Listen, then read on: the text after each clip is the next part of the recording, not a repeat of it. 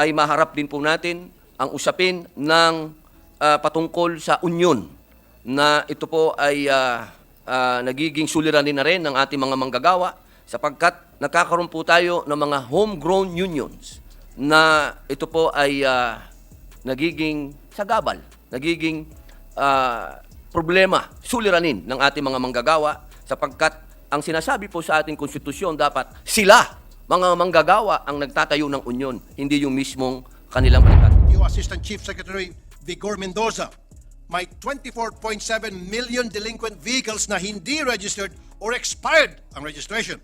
And he said some of these are vehicles from various government agencies.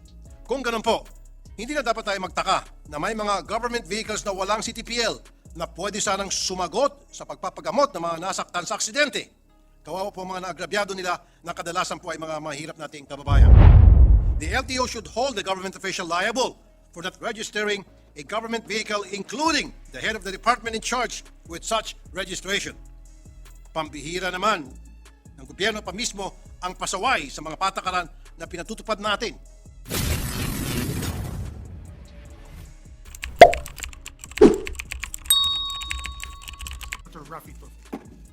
Good afternoon, Mr. President, distinguished colleagues. Mr. President, dito po sa Senado, parati tayong nagkakondak ng mga legislative inquiry in native legislation para malaman sino dapat managot pag may nagagrablado tayo mga mamamayan. Pero paano po kung ang dapat na managot ay ang gobyerno? Kanino po dapat tumakbo ang taong bayan?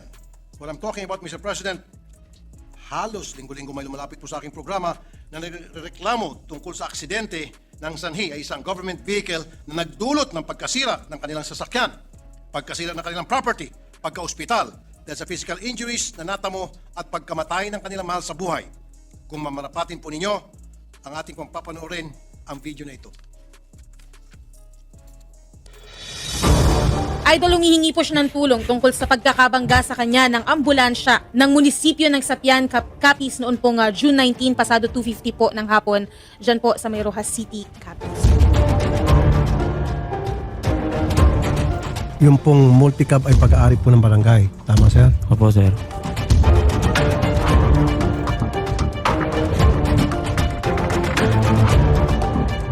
Nirereklamo po ang ambulansya po ng munisipyo ng Cardona ni Rizal dahil nasagi po nito ang minamaneho niyang tricycle at hanggang ngayon po ay hindi daw po sila binabayaran. Frequency of these incidents, and I'm sure I've only hit the tip of the iceberg. Marami po tayo mga mamamayan na napapanganga na lang tuwing naghahabol ng danyos mula sa mga ahensya ng gobyerno na nagmamayari ng mga government vehicles na nagdulot ng aksidente. Problem number 1, walang CTPL. Sa aking pagsisiyasat, ang unang problema ay ang mga government vehicle na wala man lang simpleng CTPL o compulsory third-party liability insurance. Philippine law requires all vehicle owners to purchase a CTPL insurance policy before they register or renew their vehicles with the Land Transportation Office.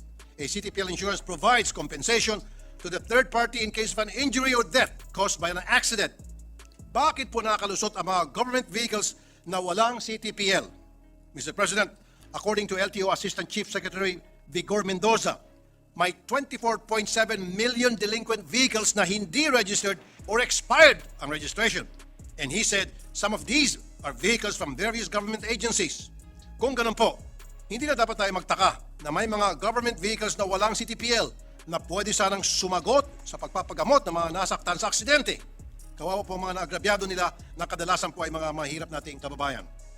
The LTO should hold the government official liable for not registering a government vehicle including the head of the department in charge with such registration. Pambihira naman ng gobyerno pa mismo ang pasaway sa mga patakaran na pinatutupad natin. Nakakaya naman po. Tapos, pag may naghahabol ng danyos sa nangyari sa kanila, pahirapan at ang masakla pa, pinagtataguan o pinaikot-ikot ang mga biktima nila. Problem number 2, CTPL coverage is limited. Ang susunod po na problema ay paano naman ang danyos na hindi na covered ng CTPL. Ang coverage lang po ng CTPL ay bodily injury and or death caused by an accident to a third party. Paano po ang danyos sa property? Yung sasakyan po nung nagrabyado. Malaking pahirapan po sa mga biktima ang pagkasira ng kanilang sasakyan dahil kadalasan ginagamit nila ito sa panghanap buhay para makapasok sa trabaho. Tapos, ang tagal po naka-impound ang sasakyan nila dahil hindi po napapaayos. Mr. President, Paano po kung may mga bahay o ibang kagamitan na nadamay sa aksidente? At kung mga pasahero ng government vehicle o yung mga pasahero ng government vehicle, sinong sasagot sa pagpapagamot sa kanila? Hindi po ito covered ng CTPL. Kasi nga po, para lang ito sa third-party liability. At syempre, may limited amount lang ang covered ng standard na CTPL. Ito ay 100,000 pesos. Paano kung lagpas po dito ang danyos? Sa mga ganito pong pagkakataon, nakatulong lang minsan ang ilang government officials sa pamamagitan ng paglabas ng sarili nilang pera para sagutin ang danyos dahil sa awa o dahil kinalampag na po namin sila.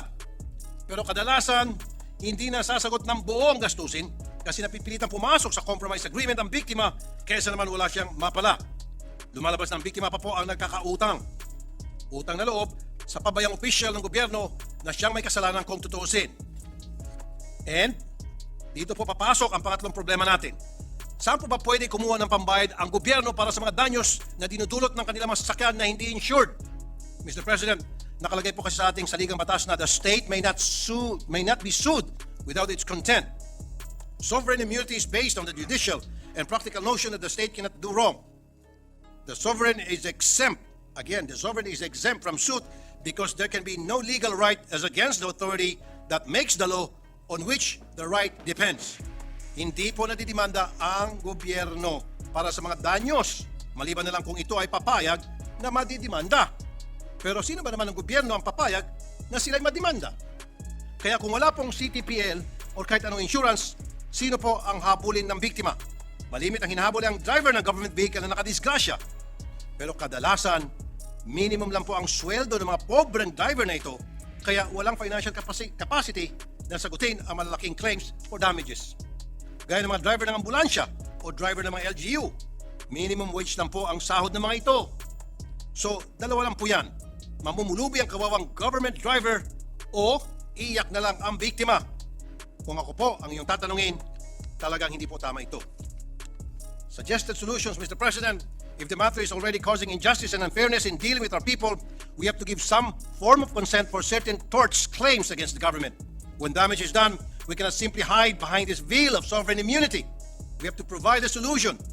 In the United States, as early as 1946, they enacted a Federal Tort Claims Act that provides legal means for compensating individuals who have suffered personal injury, death, or property loss or damage caused by negligent or wrongful act or omission of an employee of the federal government. While I do not propose that we adopt the same legislation, I would just like to point out that as the government, we have to acknowledge and take responsibility for damages that may be caused by our operations. This will cover the people who have suffered damages, and it will also teach our own people to be responsible in performing the duties. Now, of course, I know the budget for damage claims will be a problem. Magkano bang ilalaan na budget para sa ganito? To remove any unpredictability in the amounts to be claimed and to do away with having to enact a special budget for such damages, my proposal is for all government vehicles to have a comprehensive insurance to cover not only physical injuries or death of third persons, but all damages that may be encountered by a government vehicle, such as damage to other vehicle, damage to property, and physical injury and death of the passenger of the government vehicle. At kailangan linawin sa batas kung sino ang may responsibilidad sa pagkolekta at pag-remit ng insurance premiums na ito. Siya po ay dapat managot pag di po niya na ginawa ang kanyang trabaho. Pwede po nating gawing requirement itong comprehensive insurance sa LTO para sa registration ng lahat ng government vehicles. At dahil ang LTO ay nag-implement ng strict no registration, no travel policy, may extra layer po tayo sa implementation nito. With this, I fully support the modernization of LTO's operations when it comes to vehicle registration. In fact, given that everything is online, baka naman pwede po ma-monitor na ng LTO ang mga nag-expire na vehicle registration. There could be an automatic system that notifies via email or text message vehicle owners, government man o private, that their registration will expire para wala nang palusot yung mga red plate na sasakyan. At kung sasakyan ay di na ginagamit, dapat po ito ay nireport sa LTO. At nang hindi na ito nagagamit ng iba kahit wala na sa kondisyon at walang insurance. Lastly, Mr. President, we have a law enacted as early as 1951 entitled Property Insurance Fund, which requires insurance coverage by the GSIS for properties owned by the government for any damage or loss due to fire, earthquake, storm, or other casualty. If we have the diligence and foresight to cover damages caused to our own property, it is unfair that we do not cover damages caused to others, especially the people that we are mandated to serve and protect. Let us take responsibility for our actions, and our people deserve that much. Thank you very much, Mr. President.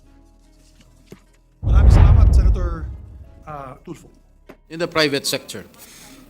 Under this measure, all employees in the private sector in the entire country, whether agricultural or non-agricultural, are entitled to 100 peso minimum wage increase. This would guarantee an increased daily pay for around 4.2 million minimum wage earners. Let me just give some retrospect. The last legislated wage hike that was implemented in the country dates back to 1989 with the enactment of Republic Act number 6727, or the Wage Rationalization Act, which effectively declared that wages would be set on a regional basis by the regional wage boards. To answer workers' clamor, Mr. President, almost all regional wage boards have issued wage orders last year to increase the minimum daily wage rates in their respective regions, ranging from 30 pesos to 89 pesos. And we are not stopping there. The Senate's effort to legislate an increase in minimum wages augments the wage increases already issued by the regional wage boards. Thus, after consideration of the existing socio-economic conditions and positions of various sectors, it is incumbent upon us to propose a daily pay hike to help alleviate the burden of Filipinos in the face of soaring prices of basic commodities and rising cost of living. We cannot turn a blind eye on the injustice to and the economic conditions of our workers, who are considered the lifeblood of our economy. Ginoong Pangulo, tapatin po natin ang kasulukuyang minimum wage sa iba't ibang rehiyon na nasa 306 pesos hanggang 610 pesos ay hindi sapat upang bumuhay ng kahit isang maliit na pamilya sa araw-araw. Computin po natin, Ginoong Pangulo. Halimbawa, 7,344 pesos ang buwan ng sahod na matatanggap ng manggagawa sa isang retail establishment na tumatanggap ng 306 pesos per day. Ikaltas mo pang SSS, Pag-ibig at PhilHealth, may tuturing na siyang mahirap sapagkat ang national poverty threshold ay 9,686 lamang. Samantala, ang pinakamataas na sahod na 610 pesos mula sa Kalakhang, Maynila o dito sa Metro Manila ay makakatanggap naman ng 14,640 pesos kada buwan.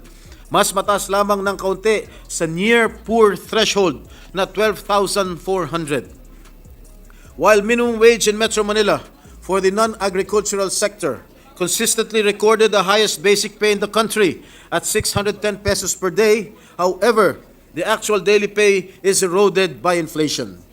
The real value of the minimum wage, which reflects the inflation-adjusted rates using the Consumer Price Index, has fallen to 514 pesos and 50 centavos in the capital as of July 2023, and further decreased to 504 pesos for October of 2024. And this scenario is replicated across all regions. Talagang nakakaawa ang ating mga manggagawa. Hindi pa rin talaga abot sa pangangailangan para mabuhay at matugunan ang pangangailangan ng mga manggagawa na may 5 miyembro ng pamilya. Sa kasulukuyang antas ng minimum wage, kulang ang budget para i-treat man lamang sa Jollibee o ibang restaurant ng kanilang pamilya, maski isang beses dahil ubos na sa pangunahing pangangailangan pa lamang. Bagamat ang inflation ay bumabagal, nasa 2.8% nitong January 2024, hindi ibig sabihin nito ay bumababa na rin ang presyo ng mga bilihin. Sa katunayan, ang rice inflation ay pumalo sa 22.6%, ang pinakamataas na antas mula March of 2009, at patuloy pang pagtaas ng ibang mga bilihin sa kabila ng patuloy na pagtaas ng presyo ng kuryente at gasolina. While we have seen inflation at a downward trend, economists expect that inflation headache from rising food prices will likely persist until 2025. The status quo simply cannot achieve this. But with this legislative push, this means that a typical family of 5 needs to work 2 full-time minimum wage jobs to earn a living wage. The current minimum wage is even further away from meeting the basic needs of workers' families. It was estimated that a family of 5 needs at least 8,379 pesos per month to meet just their basic food requirements. That translates to about 280 pesos for food expenses alone in 2021. But in reality, Mr. President, this amount seems not enough considering the current prices of basic commodities. Ginoong Pangulo, sa bigas pa lamang, lagpas 50 pesos na ang 1 kilo. Higit pa hindi pa magandang klase yan. Dagdagan mo pa ng lulutuing karne o gulay o pambili ng lutong ulam sa karinderya. Mr. President, even with this wage hike bill, the difference between the minimum wage and the cost of living or the family living wage is glaring. But this is the most that we can propose, balancing the welfare of workers and businesses. Bagamat kinikilala natin ang wage hikes na ipinatupad kamakailan ng regional wage boards, tila nabura na ito ng patuloy na pagtaas ng presyo ng pangunahing bilhin. Kaya naman natin minumungkahi ito. Ang pagtaas ng sahod ng mga manggagawa sa mas dissenting level ay napapanahon na talagang kailangan para ipantay kahit papano sa pagtaas ng presyo ng ating mabilihin. Pinakinggan po natin ang hinaing ng ating mga manggagawa sa matagal nang humihiling ng aumento at ito na ang tugon ng inyong Senado sa mga panawagang yon. This statutory increase, if passed into law, would also result in increased purchasing power and would stimulate economic activity, thereby contributing to national growth. This wage hike bill would also help attain our goal of reducing poverty incidence rates in the coming years to have a prosperous, predominantly middle-class society where no one is poor by 2040. Under the Philippine Development Plan, the government is targeting to reduce the poverty incidence rate to 13.2% by 2025 and to 9% by 2028. Mr. President, recognizing the struggles of low-income households that are bearing the brunt of high prices, this initiative demonstrates the Senate's belief that our workers who are creating value for the companies deserve a dignified wage and ultimately respect. Bilang pinuno ng Senate Committee on Labor, naniniwala po tayo na para sa ordinaryong manggagawa, makakatulong ang taas sahod na ito para pambili ng bigas at ulam, pamasahe at pandagdag maski sa maliit na halaga sa pang-araw-araw na gastusin. We also hope that after this legislative initiative, our regional wage boards would work expeditiously and be more sympathetic, proactive, and responsive to the needs and plight of our workers. Maraming salamat po, Ginoong Pangulo. Thank you, Majority Leader. Mr. President, we thank the good gentleman from San Juan for sponsoring this very important piece of legislation.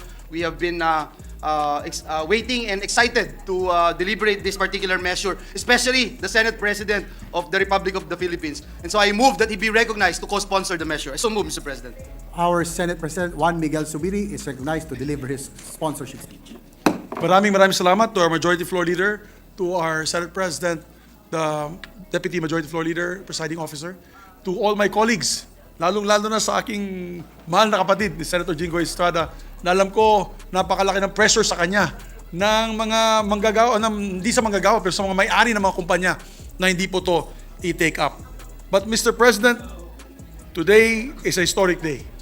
It is my honor to co-sponsor our bill legislating a 100 peso wage increase for all minimum wage earners in the private sector. Ever since we filed our bill for a 150 peso across-the-board wage increase, araw-araw na pong tanong sa akin ng mga ating mga kababayan, Senator Migs, kailan ba ninyo ipapasa ang pagtaas ng aming sahod? Halos kung saan po ako pumunta. Kasi naalala nila po, last year, halos araw-araw po tayo na sa news kasama ng mga senador na ang pangako natin, itataas po natin ang kanilang sahod. Lalo lang pong lumakas ang pananawagan nito at uminit ang usapin nung uminit po ang usapin ng People's Initiative at Charter Change. Marami nang nagtatanong din sa akin, bakit hindi lang unahin ang pagtaas ng sahod? Dito mismo sa Senado, nagkaroon na po ng rally sa labas, ang sigaw, no to chacha, yes to wage increase. Nung isang araw lang po yan. Gusto ko lang pong sabihin sa kanila, narinig po natin ang sigaw ng bayan. Narinig po kayo ng Senado. Ang good news po, habang dumadaan ang ating minimum wage increase bill sa committee ni Senator Jingo Estrada at mga TWG dito sa Senado, unti-unti na rin nakadama ng ginhawa ang ating mga manggagawa dahil sa pagtaas ng minimum wages sa ating mga rehiyon. Mula nung itunulak natin ang 150 peso wage increase nung huling Marso, sunod-sunod ng kumilos ang ating regional wage boards at nagdeklara ng kani-kanilang pagtaas ng minimum wage. But I put credit to the Senate because if we did not make that noise, kung hindi po tayo nag-ingay, kung hindi po tayo nagsalita, ay baka hindi pa gumalaw ang mga regional wage boards. Una na dyan, ang pagtaas ng wages sa NCR. Tinaas po ng 40 pesos noong July. Mula 35 hanggang 50 pesos naman ang dagdag sa minimum wage sa Calabarzon at depende sa sektor. 30 to 35 naman po pesos ang dinagdag sa Ilocos Region, 30 pesos sa Cagayan Valley, 40 pesos sa Central Luzon, 30 pesos sa Western Visayas, 33 pesos sa Central Visayas, 30 pesos hanggang 40 pesos sa Zamboanga Peninsula at 35 sa Soc-Sargen. Effective na rin ang Eastern Visayas na 30 peso minimum wage increase at noong December may dagdag na po na 30 pesos ang mga manggagawa sa Cordillera Region at Bicol Region at 40 pesos naman sa Mimaropa. At sa ating mga kapatid sa Mindanao, mayroon din po tayong 35 peso increase sa Caraga and 33 pesos na increase sa Northern Mindanao. So nagpapasalamat po kami sa Regional Wage Boards at sa National Wages Productivity Commission for acting on the call of our people for better wages across the country. Pero mga kababayan ko, alam naman po natin, hindi sapat ang dagdag na 30 to 40 pesos lang ng ating minimum wage earners. Hindi pa nga ito sapat sa pagbili ng 1 kilong bigas na ngayon ay umabot na ng 60 pesos. So biro mo, yung dagdag, hindi naman pwede makabili ng 1 kilong bigas. Ay kawawa naman po ang ating mga kababayan. Makakatulong itong pag-akyat ng regional wage boards, pero mas malaki pa rin ang pangangailangan ng ating mga kababayan. Hindi po tama na presyo lang ng bilihin ang tumataas. Kailangan sahod rin. Hindi tama na ang kumpanya lang ang kumikita. Kailangan ang manggagawa din po ay kumita. Ang sabi nga ng isang kaibigan ko, share lang. Di ba? Anong ibig ko sabihin? Nung train law, ibinaba po natin ang corporate income tax from 32% to 25%. Ang laki po ng pagbaba nitong corporate income tax ng mga korporasyon. Hindi rin po tayong pumayag nung gusto nilang itaas ang dividends tax para mas malaki din po ang kita ng mga may-ari nitong mga kumpanyang ito. Ngayon po, sisingilin naman natin ang mga may-ari ng kumpanyang ito. Dahil binaba po natin ang inyong corporate income tax, hindi na lang tayo pumayag sa pagtaas ng dividends tax, bakit lang kayo lamang ang dayaman sa ginawa po natin mga hakbang? Kailangan, dapat tulungan din natin ang kapakanan ng ating manggagawa. Kaya patuloy po natin itinutulak itong legislated wage increase. Pero dahil po sa pag-aksyon ng mga regional wage boards, mag-a-adjust na rin tayo konti sa imbis na 150 pesos across the board increase na itinulak natin nung una sa Senado, gagawin na lang po natin itong 100 muna. Halos pareho naman po ito sa itataas ng sweldo if we add this 100 pesos minimum wage, mandated minimum wage in our regions, and we add the increases done by the wage boards. Ang lumalabas po, 130 to 150 pesos pa rin ang increase para sa ating mga kababayan. Ito na po ang ating kompromiso.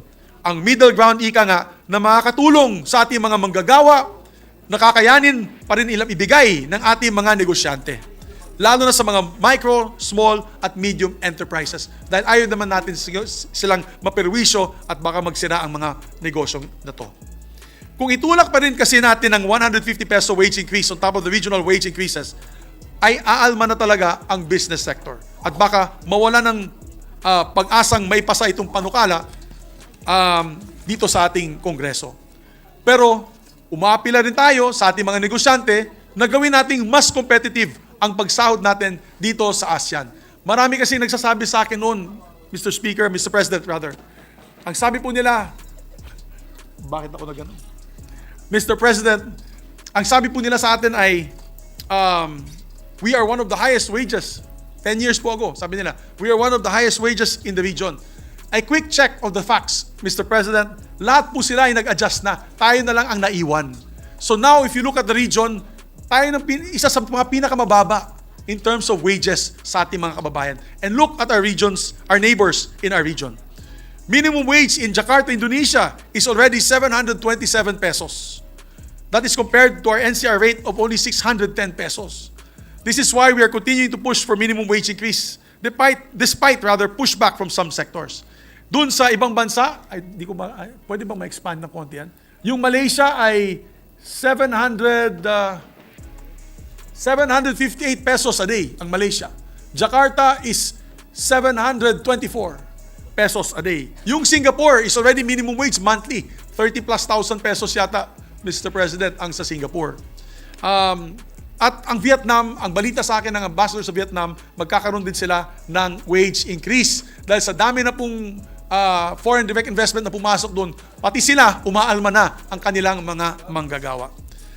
At habang itinutulak natin ang 100 peso minimum wage increase para sa buong bansa, syempre, patuloy natin kakalampagin ang regional wage boards sa natitira pang mga riyon sa Mindanao na hindi pa nabibigyan ng dagdag sahod. I think there are still 2 or 3 regions in Mindanao na hindi pa sila nabibigyan ng sahod. Ang sahod po nila na yon, for example in BARM, is only 300 pesos a day. Mr. President, 300 pesos a day. How can you survive with 300 pesos a day? Bakit ang Jollibee ba nila doon ay mas mura sa Jollibee dito sa Manila? Ang gasolina ba nila doon ay mas mura ba sa gasolina dito sa Manila? Ang pamasahe nila sa pagsakay sa jeepney at bus, mas mura ba doon kaysa dito? Hindi po, Mr. President. Pare-pareho lang ang presyo ng pagkain, ng kuryente. Mas mahal pa nga ang kuryente sa Mindanao na umaabot na 14 pesos per kilowatt hour. Dito sa Metro Manila, 9 pesos per kilowatt hour. Tapos yung katumbas na sahod nila, Mr. President, is 300 to 350 pesos a day. Hanggang na yun, hindi pa inaaksyonan ng regional wage boards. Kaya hindi nyo po masisi ang Senado na gumalaw para sa ating mga manggagawa. Now is time that we push for the benefits of our labor sector.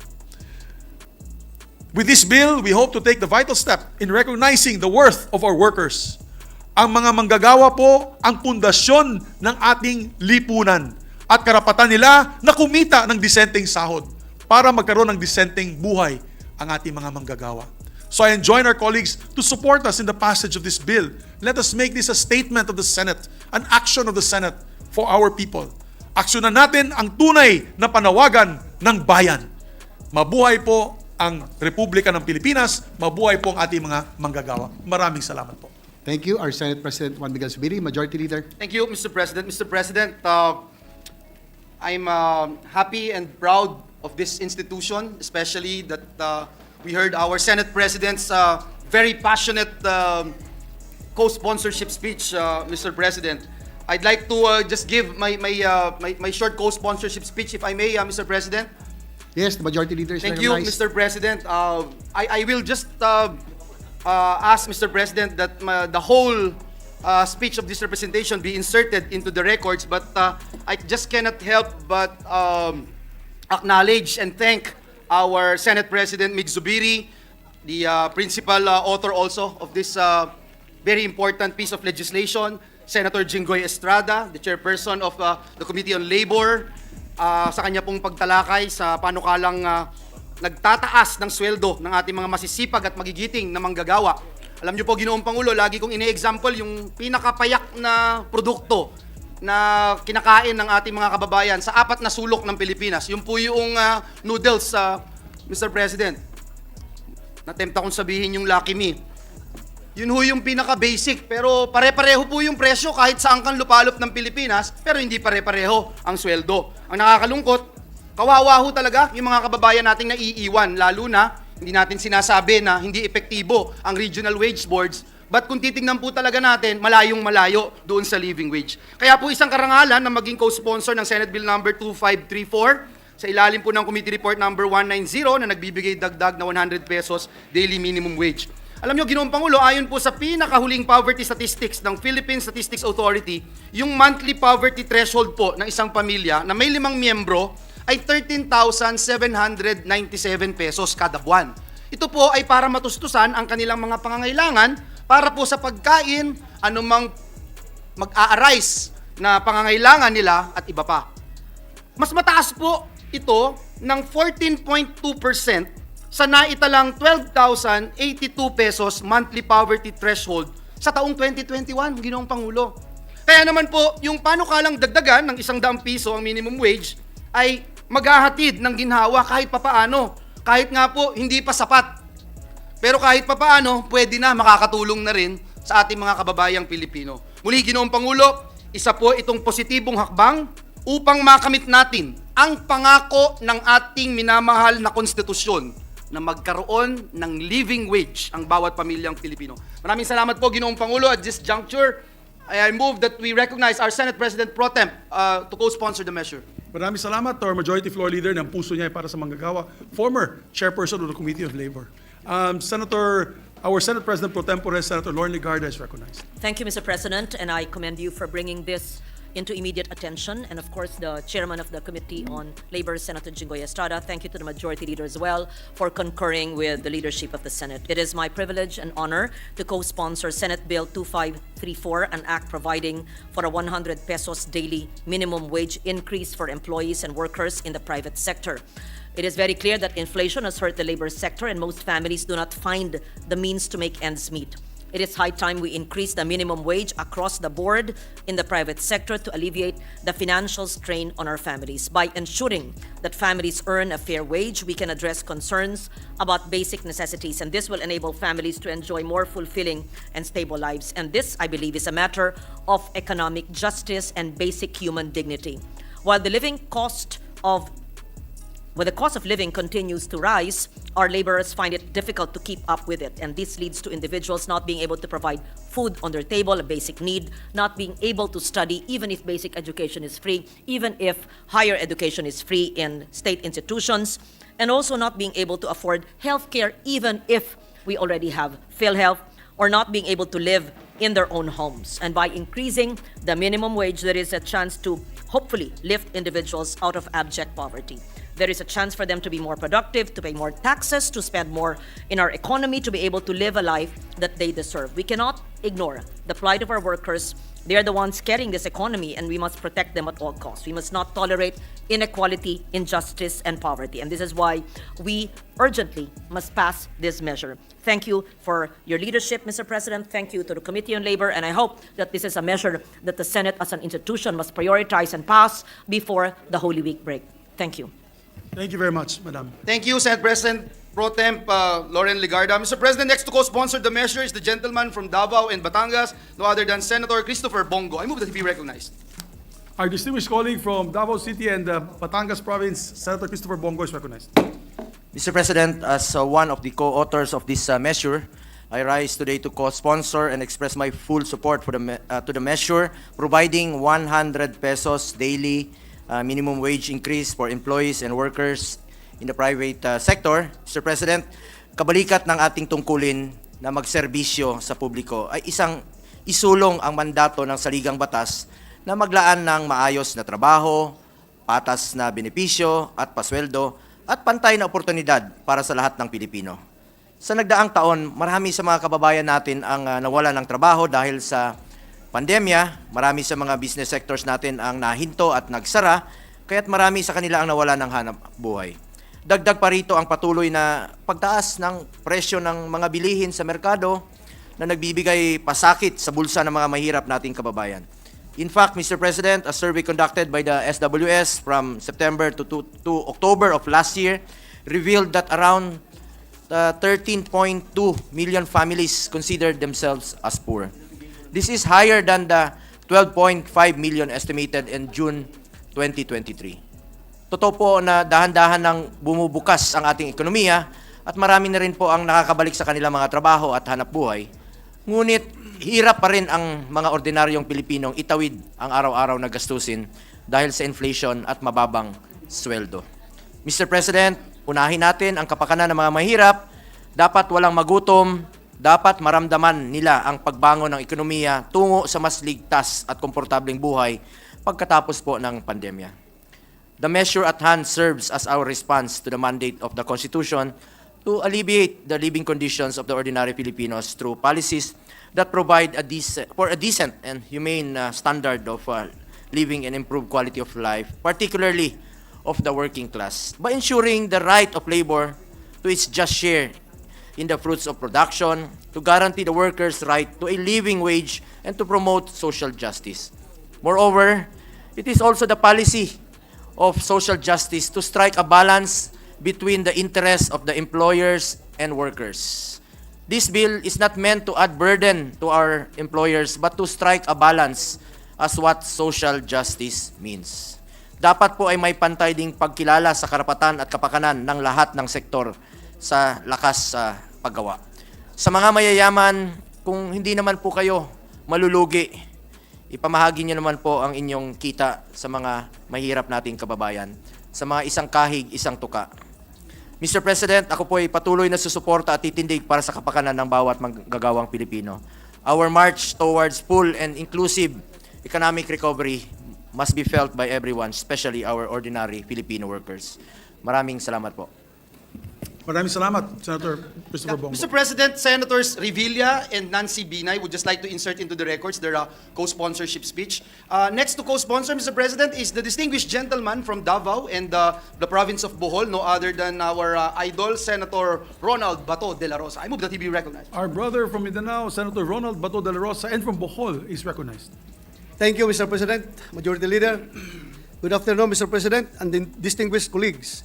I rise today before this August chamber to co-sponsor Senate Bill number 2534 under Committee Report number 190, entitled Wage Increase Act of 2023, which aims to increase the minimum wage rate of all workers in the private sector, whether agricultural or non-agricultural, by 100 pesos a day.